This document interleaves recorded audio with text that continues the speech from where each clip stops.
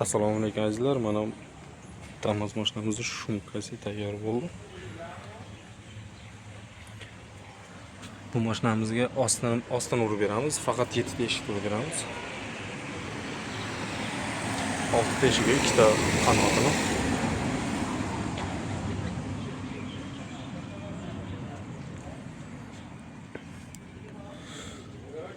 Bu shumkada asosan e'tiborda mana bu qurolliqlariga ahamiyat etsalaring, ba'zi bir ustalari bor, endi hamma ham emas, ba'zi bir ustalar bor. Mana bu oraliqda yopishib tarmaydi, shu holatda qolib ketadi. Ichida havo qolgan paytda u keyin parlanib, chirtib qo'yadi mashinani. Ana shu narsasiga e'tibor bersalaring,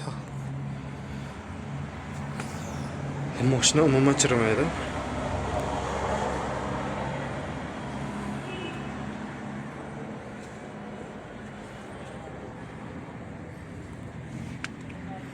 Shumkadagi keyin обязательно rolikni yurg'izib chiqildi.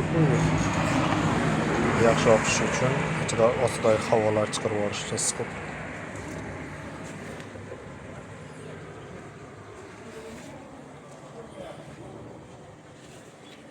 Bu shumkamiz ostini o'zi 900 mingga bitdi. Bu mashinamizga hozir poligini o'rnatamiz.